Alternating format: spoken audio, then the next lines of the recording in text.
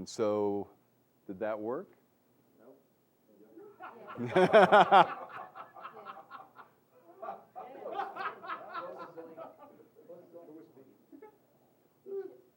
They asked Erickson how he got so good, and he said, "I have failed more than anyone." And they asked why he didn't talk about his failures, and he said, "You wouldn't learn from them." And I'm not convinced of that, in the sense that people realized that here was a man who would try just about anything, who would drive home different ways just to see how lost he could get and what new places and ways he could find, who would take people through cascades of memories, and who delighted in every client in which he could talk to their unconscious mind about other possibilities.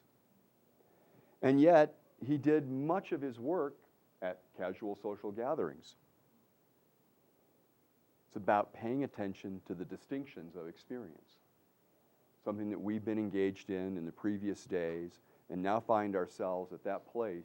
We can begin to notice that, to realize a world full of pattern and wonder what part of that pattern we might get to participate in. In the end are our beginnings, and we'd like to draw once more on the work of Jorge Luis Borges. In a story entitled "The Garden of Forking Paths," he writes, "Time forks perpetually toward innumerable futures."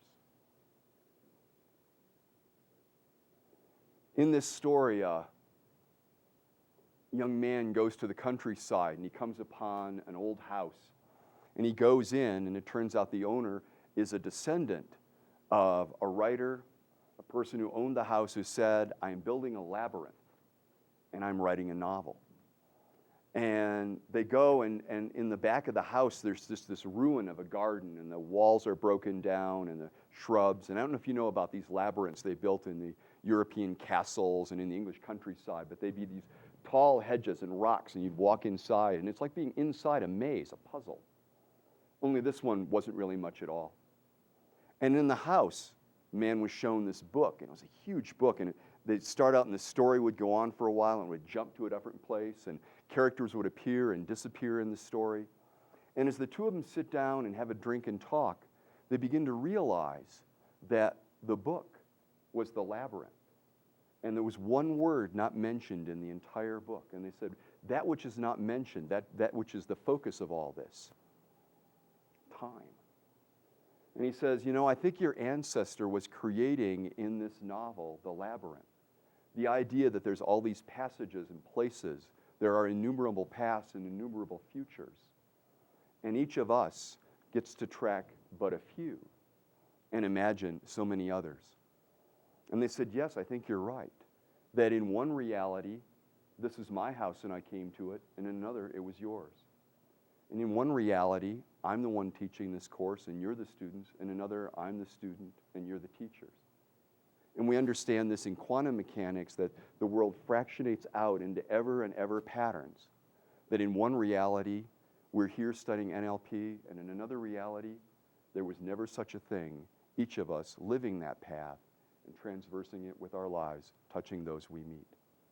And each of these and all of these in imagination is true. And each of us gets to tread a certain path, whether it's through the myriad choices of meta programs, the different strategies, or the wonder we see in each person's eye, the possibilities of this life.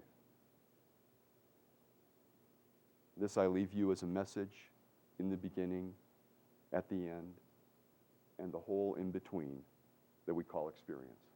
Thank you.